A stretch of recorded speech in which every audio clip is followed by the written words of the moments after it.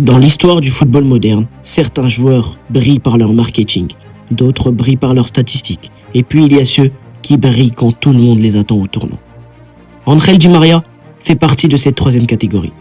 Pendant des années, il a été critiqué. On osait dire qu'il était trop fragile, trop irrégulier, pas assez fort mentalement, pas au niveau des très grands. Et pourtant, il a gagné la Ligue des Champions. Il a remporté presque tous les trophées possibles en club. Il a marqué dans des finales historiques. Il a offert une Copa América à l'Argentine. Et il a été décisif dans une finale de Coupe du Monde. Mais malgré tout ça, Di María n'a jamais vraiment reçu la reconnaissance qu'il méritait. Aujourd'hui, on va revenir sur toute son histoire. Une histoire faite de pauvreté, de sacrifices, d'échecs, de blessures, mais aussi de génie, de revanche et de gloire. Dans cette vidéo, on va voir comment un enfant pauvre de Rosario est devenu une star mondiale. Pourquoi il a été indispensable au Real Madrid, son passage compliqué en Angleterre, son incroyable renaissance au PSG, et surtout, comment il est devenu un héros éternel en Argentine. Voici l'histoire d'Ángel Di María. Partie 1. Des débuts prometteurs et un style déjà unique. Ángel Di María naît en 1988 à Rosario, en Argentine.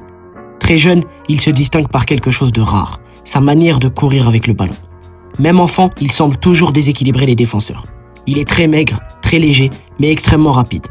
Quand il rejoint Rosario Central, ses entraîneurs remarquent déjà plusieurs qualités exceptionnelles. D'abord, sa vitesse balle au pied. Di María ne court pas seulement vite sans ballon, il est capable d'accélérer tout en dribblant, ce qui le rend très difficile à défendre. Ensuite, sa conduite de balle. Il touche énormément le ballon avec son pied gauche, ce qui lui permet de changer rapidement de direction. Et enfin, son imprévisibilité. À une époque où beaucoup d'ailiers jouent de manière très classique, Di María tentait toujours quelque chose. Un dribble, une passe risquée, une accélération soudaine. Il jouait sans peur. Après son explosion avec les équipes de jeunes argentines, il rejoint Benfica. Et au Portugal, son jeu devient encore plus complet. Il apprend à mieux utiliser ses qualités physiques, car même s'il est fin, Di María possède une énorme endurance. Il peut répéter les courses pendant 90 minutes sans s'arrêter. C'est aussi à Benfica qu'il développe une autre qualité essentielle, sa qualité de passe. Petit à petit, il ne devient plus seulement un dribbleur spectaculaire, il devient un créateur. Partie 2. Le Real Madrid et la transformation en joueur mondial. Quand le Real Madrid le recrute en 2010, beaucoup voient en lui un ailier talentueux. Mais au Real Madrid, Di María devient un joueur de classe mondiale. Sous les ordres de José Mourinho, il progresse énormément tactiquement. Mourinho adore son activité sur le terrain car Di María possède une qualité très rare chez les joueurs offensifs, le sacrifice. Il attaque énormément, mais il défend aussi sans arrêt. Il est capable de courir 60 mètres pour revenir défendre, puis repartir immédiatement en contre-attaque. Cette énergie le rend indispensable, mais techniquement, il continue aussi d'impressionner. Son pied gauche devient l'un des plus dangereux d'Europe. Ses centres sont incroyablement précis, ses passes en profondeur cassent les lignes. Et ses dribbles font énormément de dégâts. L'une de ses plus grandes forces, c'est sa capacité à accélérer le jeu. Quand Di María reçoit le ballon, il cherche immédiatement à avancer.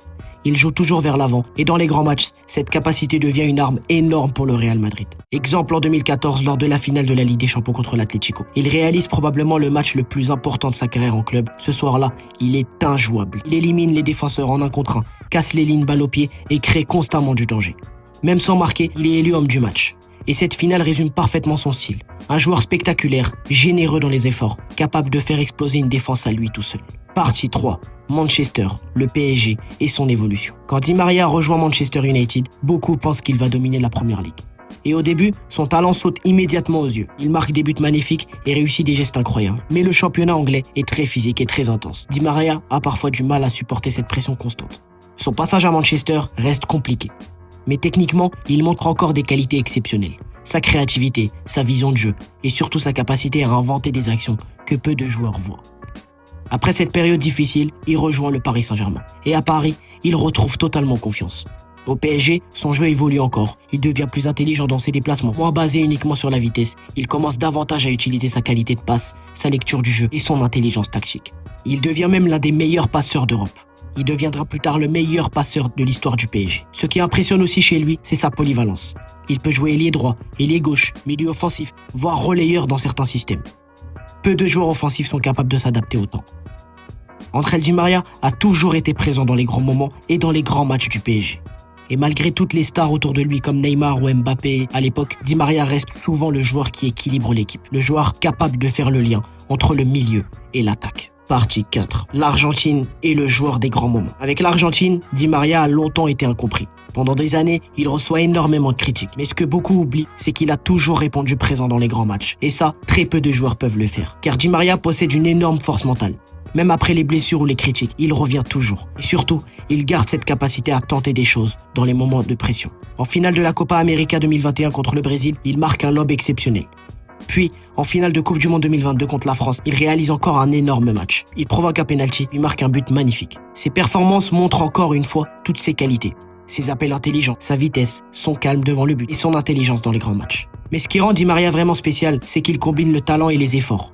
Beaucoup de joueurs offensifs brillent techniquement, mais peu travaillent autant pour l'équipe. Et c'est probablement pour ça que tous ces entraîneurs ont adoré l'avoir dans leur effectif. Aujourd'hui, Ángel Di Maria est considéré comme l'un des joueurs les plus importants de sa génération. Pas seulement grâce à ses trophées, mais grâce à son style unique. Un joueur capable de dribbler, de créer, de courir sans arrêt et de faire des passes impossibles. Mais surtout d'être décisif quand la pression est maximale. Il n'a peut-être jamais eu la même popularité que certaines superstars, mais sur le terrain, très peu de joueurs auront autant influencé les grands matchs que lui. Et c'est pour ça qu'aujourd'hui, Di Maria est devenu une véritable légende du football argentin et du football mondial. Si tu as aimé la vidéo, n'hésite pas à liker et à partager. Et surtout, abonne-toi pour d'autres vidéos. Ciao, vive le foot!